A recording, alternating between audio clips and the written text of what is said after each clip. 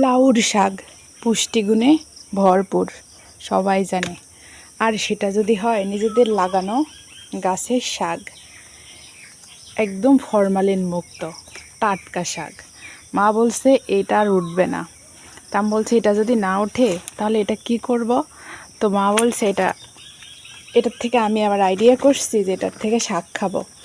তো শাক যখন খাবোই তখন দেরি করে লাভ কি, এটা তো বুড়া হয়ে যাবে। তার জন্য এখন আসছি কাটতে, এটা কাটে এটা দিয়ে ভাজি করব। আর এই শাক ভাজি খাইতে এত বেশি মজা লাগে, 2-3টা শাকের ডোগা হলেই হয়ে যায়, কি পরিমাণ টাটকা। আর এই শাকের লাইয়ের আগার ডোগাগুলো কি সুন্দর হয়েছে।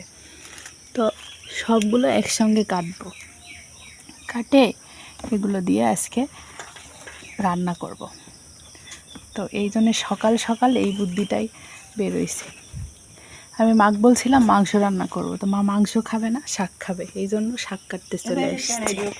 দেখাই কি পরিমাণ টাটকা, হ্যাঁ, আর কি পরিমাণ হচ্ছে, মনে হচ্ছে যে একদম তেল হচ্ছে চুইয়া পড়তেছে। এরপর খাই এর আগা ডুগাগুলি, মনে হচ্ছে তেল চুইয়া পড়তেছে। নিজেদের গাছ থেকে কাটা, এই মাত্র কাটা, এই যে অনেকগুলি কাটছি মা আর আমি।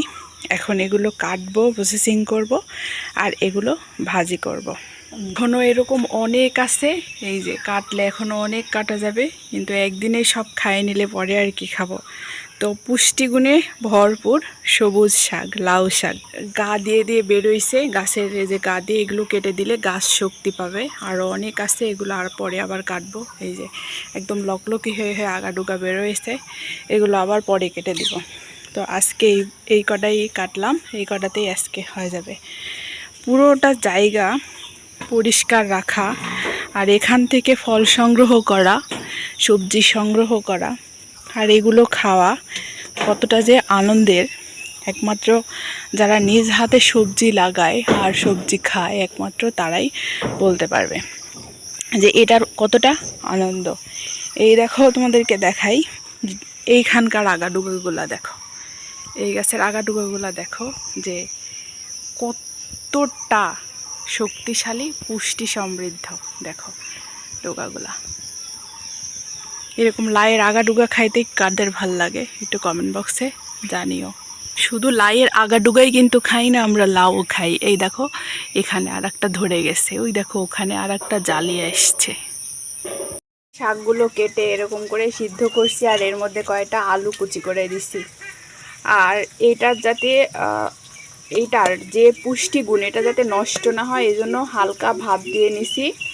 আর এইটার সঙ্গে এটা যেন আরও সুস্বাদু হয়, এই সুস্বাদু করার জন্য এইটার সঙ্গে যেটা আমি রান্না করার ক্ষেত্রে ব্যবহার করতেছি, এই যে এখানে চুলায় এগুলো হচ্ছে কাঁচা মরিচ, রসুন কুচি, আর হচ্ছে পেঁয়াজ কুচি, আর এখানে কয়েকটা দিয়ে দিয়েছি হচ্ছে আস্ত জিরা, মানে কাঁচা জিরা। তো এটাই এই শাকের যে স্বাদটা এটা বৃদ্ধি করবে, আর শাকের যে পুষ্টিগুণ সেটা যেমন আছে তেমনই থাকবে, কারণ এটা হালকা সিদ্ধ করছে। সবাই কিন্তু শাক ভাজা কমপ্লিট। এই যে শাকের যেমন কোনো পুষ্টি নষ্ট হতে দিচ্ছি না, তেমনই শাকের স্বাদ বৃদ্ধি করার জন্য যা যা দরকার সব কিছু ইউজ করছি। ওই যে রসুন পেঁয়াজটা সুন্দর ব্রাউন কালার হয়ে আসলে এর মধ্যে আমার সিদ্ধ করে রাখা শাকটা দিয়ে দিচ্ছি, আর এর মধ্যে 2-3টা আলু কুচি করে কেটে দিচ্ছি, দিয়ে শাকের সঙ্গে ভাপাই নিয়েছিলাম যাতে এর স্বাদটা আরও দ্বিগুণ বাড়ায় দেয়। তো পুষ্টি সমৃদ্ধ খাবার, ফরমালিন মুক্ত খাবার বাড়ির আঙিনায় কাজ করে এভাবে যদি খাওয়া যায়, আর এভাবে প্রতিদিনের চাহিদা যদি একটু করে পূরণ করা যায়, তাহলে আর কি চাই, আর কি দরকার। শেষ, আমার শাকটা কিন্তু বাজার শেষ। আর একটু যদি আমি এটা লাড়ি তাহলে এটা পুষ্টি নষ্ট হয়ে যাবে, এটার স্বাদটাও কিছুটা কমে যাবে। এই শাকটা এই যে হালকা একটু রস আছে, এটা শুকা যাওয়ার সঙ্গে সঙ্গে যখন আমি নামাই নেব। তো সবাই আমার ভিডিওটা দেখে যদি কার ভালো লেগে থাকে লাইক করুন, শেয়ার দিয়ে।